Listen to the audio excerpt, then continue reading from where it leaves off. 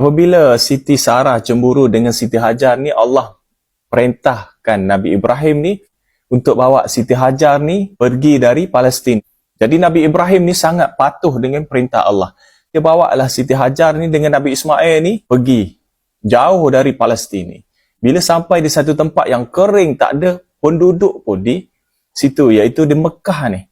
Nabi Ibrahim letaklah Siti Hajar dengan Nabi Ismail ni di Mekah ni, yang tak ada penghuni pun, tak ada air, tak ada apa. Kawasan yang sangat tandus. Tak ada penghuni lagi di Mekah pada waktu itu. Apabila Nabi Ibrahim letak Siti Hajar dan Nabi Ismail ni, Allah perintahkan terus jalan je. Nabi Ibrahim ni tak boleh pandang belakang. Siti Hajar tanya kepada Nabi Ibrahim ni, takkan kau nak tinggalkan aku dengan anak yang kecil ni dekat tempat yang kering kontang ni, tak ada apa ni? Dia tanya lagi. Bila dia tanya lagi, Nabi Ibrahim terus jalan, tak cakap apa. Tapi Siti Hajar ni tahu ini bukan perangai Nabi Ibrahim. Sebab Nabi Ibrahim ni sangat mirip dengan Nabi Muhammad SAW. Sangat lembut. Tapi ini dia terus jalan je, tak pandang belakang. Jadi dia tahu ini perintah daripada Allah SWT. Lepas tu Siti Hajar cakap kepada Nabi Ibrahim, kalau ini perintah daripada Allah, nescaya Allah tidak akan mensia-siakan kami di sini. Nabi Ibrahim pun menganggukkan kepala dia, terus jalan je.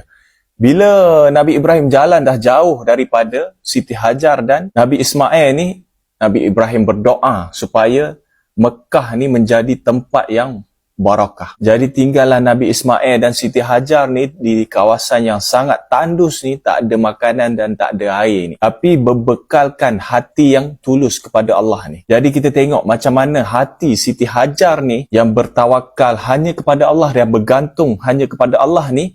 Masa peristiwa ni hanya Siti Hajar dan Nabi Ismail je ada di tempat ini.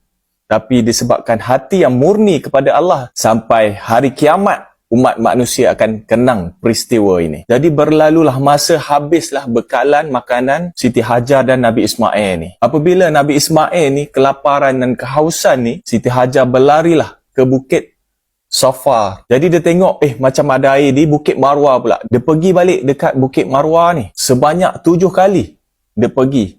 Bukit Marwah, Bukit Safa, semua ni, inilah menjadi sa'i dalam ibadah haji dan umrah kita. Kita tengok macam mana Siti Hajar ni tidak berputus asa dengan rahmat Allah ni. Lepas tu dia tengok ada orang dekat anak dia, iaitu Malaikat Jibril. Lalu Malaikat Jibril ni dia tancapkan dia punya sayap dia ke tanah ni, keluarlah air. Bila keluar air tu, Siti Hajar tengok ni, air ni dia takut air tu habis. Dia kepunglah air tu. Dia cakap Zam-Zam, Zam-Zam, Zam-Zam ni, itulah dinamakan air Zam-Zam. Nabi Muhammad cakap, kalaulah Siti Hajar tak kepung air tu, nescaya